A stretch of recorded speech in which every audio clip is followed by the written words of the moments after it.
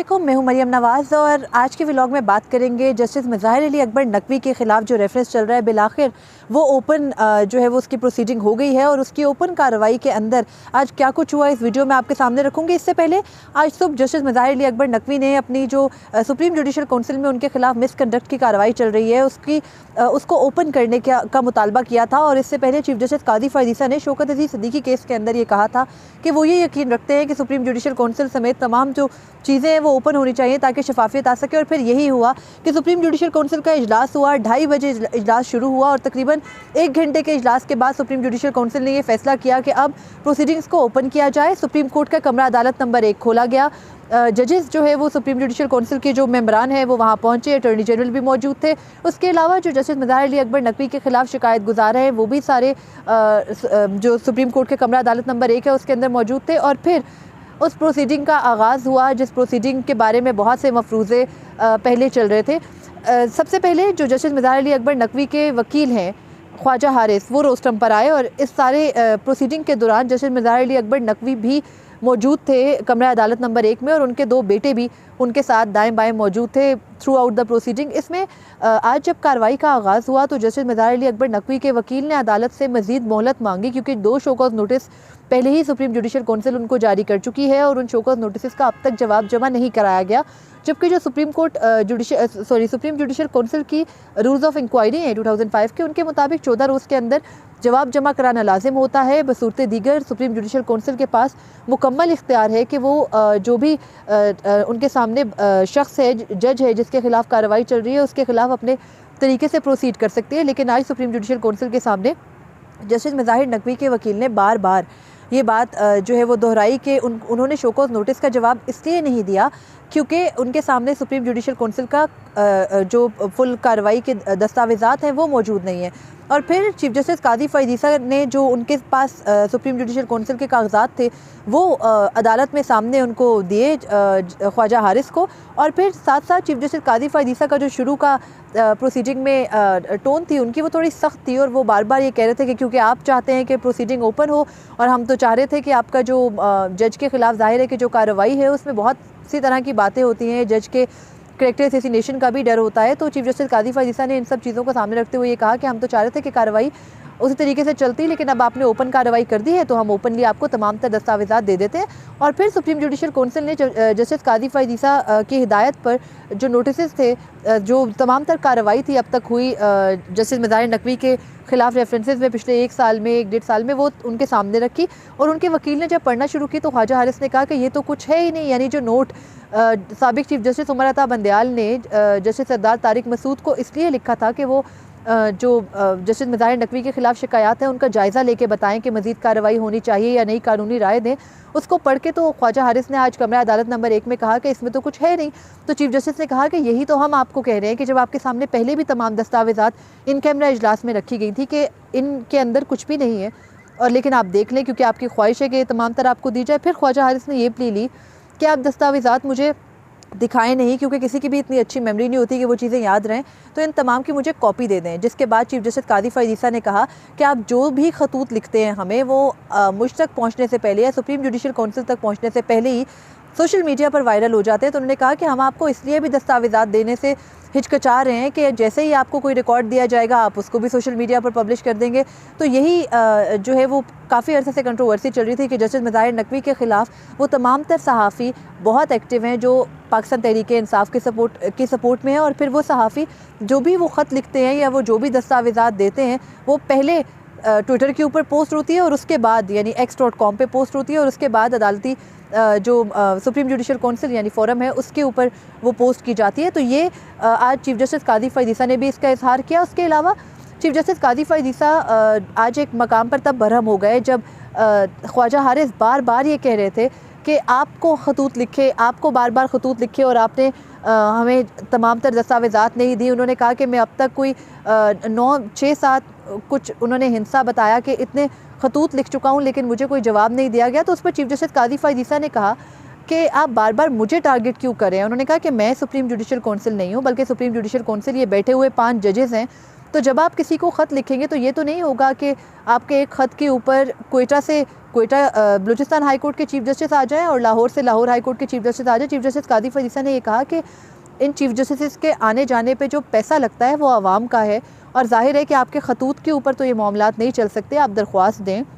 आप बाकायदा वो चीज़ मांगे जो आपको चाहिए, और फिर चीफ जस्टिस ने उन्हें ये भी ऑफ़र की कि आपको जो भी चीज़ चाहिए वो आप अदालत के सामने बता दें, फोरम सुप्रीम जुडिशल काउंसिल के सामने बता दें, और फिर वो हम आपको दस्तावेज़ात फ़राहम कर देंगे। लेकिन ख्वाजा हारिस ने वक्त मांगा, लेकिन अदालत ने वो नहीं दिया। फिर उसके बाद जो जवाब जमा कराने की मोहलत थी, चीफ जस्टिस कादी फरीसा ने मुतअद्दिद बार पूछा कि आपने शो कॉज नोटिस का जवाब देना है या नहीं, क्योंकि अगर कोई कंप्लेनेंट शो कॉज नोटिस का जवाब नहीं देता तो फिर काउंसिल की सवाबदीद है कि वो उसके खिलाफ कार्रवाई कैसे करे। तो जब ख्वाजा हारिस ने ये कहा और ये अदालत से इस्तदा की कि आप थोड़ा और वक्त दे दें, क्योंकि कल 2 आइनी दरख्वास्तें भी जस्टिस मज़ाहिर अली अकबर नकवी की समाअत के लिए मुकर्रर हैं, तो इसलिए वक्त दिया जाए। अगर कल अदालत रोक देती है सुप्रीम जुडिशल काउंसिल को कार्रवाई से, तो फिर तो शो कॉज नोटिस का जवाब देने की नौबत नहीं आएगी। तो चीफ जस्टिस ने ये कहा कि अगर अदालत में कार्रवाई चल भी रही है, यानी कि कल सुप्रीम कोर्ट का 3 रुकनी खसूसी बेंच इस मामले को टेकअप करेगा भी, तो सुप्रीम जुडिशल काउंसिल की कार्रवाई को उससे मुतासिर इसलिए नहीं होना चाहिए कि ये दोनों डिफरेंट फोरम्स हैं, और डिफरेंट फोरम्स के ऊपर जब ये मामला एक साथ भी चल सकता है। तो चीफ जस्टिस ने ये कहा कि हम आपका ये कंटेंशन नोट कर लेते हैं कि सुप्रीम जुडिशल काउंसिल की कार्रवाई की वजह से या आपके यहाँ पे शो कॉज नोटिस के जवाब की वजह से वहाँ आपका ये कहना है कि जो सुप्रीम कोर्ट में कार्रवाई चलेगी वो मुतासिर ना हो, लेकिन 2 अलग अलग फोरम्स हैं और 2 अलग अलग फोरम्स के ऊपर कार्रवाई चल सकती है। तो ये भी मुमकिन है कि अगर कल सुप्रीम कोर्ट का 3 रुकनी खसूसी बेंच, जो कि जस्टिस अमीनुद्दीन खान की सरबराही में बना है, जस्टिस जमाल मंदोखेल, जस्टिस मुसरत हिलाली उसका हिस्सा हैं, वो बेंच अगर जस्टिस मज़ाहिर नकवी की दरख्वास्त के ऊपर सुप्रीम जुडिशल काउंसिल की कार्रवाई नहीं रोकता, तो फिर सुप्रीम जुडिशल काउंसिल और सुप्रीम कोर्ट की कार्रवाई पैरेलल भी चल सकती है। तो अभी तक तो ये एक्सपेक्ट किया जा रहा है, और यही जस्टिस मज़ाहिर नकवी को भी उम्मीद है कि उनके खिलाफ जो कार्रवाई है उसको सुप्रीम जुडिशल काउंसिल में जो कार्रवाई चल रही है उसको सुप्रीम कोर्ट का 3 रुकनी बेंच कल स्टे कर देगा। लेकिन कहीं ना कहीं ये मुमकिन नज़र नहीं भी आता, क्योंकि जो तीनों जजेस हैं सुप्रीम कोर्ट के, उनमें से कम जो 2 की मेजॉरिटी है, उससे कहीं ना कहीं ये लग रहा है कि शायद वो स्टे ना दें, लेकिन अपने साथी जज को बचाने के लिए पहले भी बहुत सी मूव्स हुई, अब भी हो सकती हैं। इसके अलावा सुप्रीम जुडिशल काउंसिल में आज जो जस्टिस मज़ाहिर नकवी के खिलाफ कंप्लेनेंट्स थे, उन्होंने आकर जब गवाहान की फहरिस्त पेश करना शुरू की, तो ख्वाजा हारिस ने ये कहा कि सुप्रीम जुडिशल काउंसिल में जो कार्रवाई चलती है वो सिर्फ अटॉर्नी जनरल चला सकते हैं, कोई कंप्लेनेंट आके डायरेक्ट अपने गवाहान नहीं बता सकता। तो उस पर पाकिस्तान बार काउंसिल के जो चेयरमैन एग्जीक्यूटिव कमेटी हैं हसन रज़ा पाशा, वो ये बता रहे थे कि जो जस्टिस मज़ाहिर नकवी हैं उनकी ऑडियो लीक्स भी हुई हैं, तो ऑडियो लीक्स होने वाले जो ऑडियो लीक्स में तमाम अफराद हैं वो गवाह हो सकते हैं। उसके अलावा जो उनके खिलाफ प्रॉपर्टीज़ के टैक्स के मैटर्स हैं उसमें जितने लोग इन्वॉल्व हैं वो सब भी गवाह हो सकते हैं। तो अदालत ने ये जब ख्वाजा हारिस ने एतराज़ उठाया तो सुप्रीम जुडिशल काउंसिल ने, बार बार अदालत एब्रप्टली मुँह से निकलता है, सुप्रीम जुडिशल काउंसिल ने उस कार्रवाई को वहीं पर रोका और फिर ये कहा कि जो शिकायत गुजार हैं मज़ाहिर नकवी के ख़िलाफ़ वो रूल्स के मुताबिक अटॉर्नी जनरल को असिस्ट कर दें, और अटॉर्नी जनरल को तमाम जुडिशल काउंसिल की जो कार्रवाई है वो भी देने की हिदायत की गई है। अब आज ये कार्रवाई पहली बार हुई है। 1 जनवरी 2024 तक जस्टिस मज़ाहिर को वक्त दिया गया है कि वो शो कॉज नोटिस का जवाब दें, और जो ये पूरी प्रोसीडिंग है इसको 11 जनवरी तक मुलतवी किया गया है। यानी अब 11 जनवरी को इसी तरह ओपन कोर्ट के अंदर ये प्रोसीडिंग होगी सुप्रीम जुडिशल काउंसिल की, और फिर कोई सिम तय होगी। और ये भी कहा है सुप्रीम जुडिशल काउंसिल ने कि अगर जस्टिस मज़ाहिर नकवी का शो कॉज नोटिस का जवाब तसल्ली बख्श हुआ तो फिर सुप्रीम जुडिशल काउंसिल अपनी कार्रवाई वहीं पर ख़त्म कर देगी। तो अब तक जो जस्टिस मज़ाहिर नकवी के ख़िलाफ़ जो भी आज कार्रवाई हुई उसमें कुछ अदालती माहौल यूँ था कि justice Mazahir Naqvi chief justice के बिल्कुल सामने जो रोस्टम है और रोस्टम के पीछे सोफ़ा है उस पर विराजमान थे, और जब चीफ जस्टिस कादी फरीसा 1-2 दफ़ा बरहम हुए तो उस पर जस्टिस मज़ाहिर नकवी ने ऐसे हाथ उड़ा के थोड़ा ऊंची आवाज़ में ये भी कहा कि ये पागल है।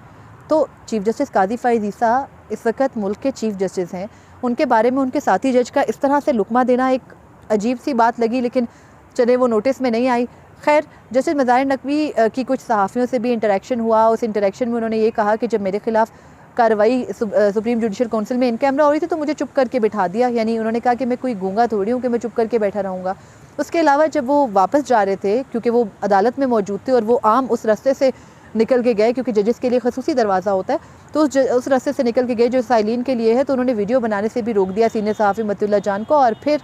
ये भी कहा कि वो कोई फ़िल्मी अदाकार नहीं है कि उनकी इस तरह से वीडियोज़ बनाई जाएँ। लेकिन बाकी जो तमाम लोग वीडियो बना रहे थे उस पर उनको कोई एतराज़ नहीं था। इसके अलावा जस्टिस मज़ाहिर नकवी ने 1-2 दफ़ा ख़ुद बोलने की कोशिश भी की, उनको रोक दिया उनके वकील ने। उनके बेटे भी उनको ज़रा काम डाउन करते रहे जो उनके दाएं बाएं अदालत में मौजूद थे। लेकिन अब ये तमाम मामला जाएगा किस तरफ। जस्टिस मुज़ाहिर नकवी ने ऑलरेडी अपनी पिटीशन के अंदर शो कॉज नोटिस का जवाब एक तरह से दे दिया है, जो उन्होंने 30 नवंबर को दायर की। अगर वो इसके अलावा कोई जवाब देते हैं, वो जवाब तो काउंसिल का जो मूड है उसके हिसाब से सेटिस्फैक्ट्री नहीं लगता, लेकिन अगर वो इसके अलावा कोई जवाब देते हैं तो फिर काउंसिल सेटिस्फाई होगी या नहीं, उसके लिए भी काउंसिल ने 11 दिन रखे हैं, जिसमें ये जो है वो जांच की जाएगी कि जस्टिस मुज़ाहिर नकवी का जमा कराया गया जवाब तसल्ली बख्श है या नहीं। फिर उनकी किस्मत का फ़ैसला होगा कि क्या सुप्रीम कोर्ट का जज तारीख़ में पहली बार अपने ओहदे से बरतरफ होगा या नहीं होगा। इसका फ़ैसला अब जनवरी के पहले 2 हफ्तों में हो जाना है। जब इस कार्रवाई मज़ीद आगे बढ़ेगी या कोई जवाब जमा होगा तो भी आपके सामने रखूँगी। कल जस्टिस मुज़ाहिर नकवी की 2 आईनी दरख्वास्तों पर समाअत है, उस पर कल बात करेंगे। आज के व्लॉग के लिए इतना ही था, मुझे इजाज़त दीजिए। अल्लाह हाफ़िज़।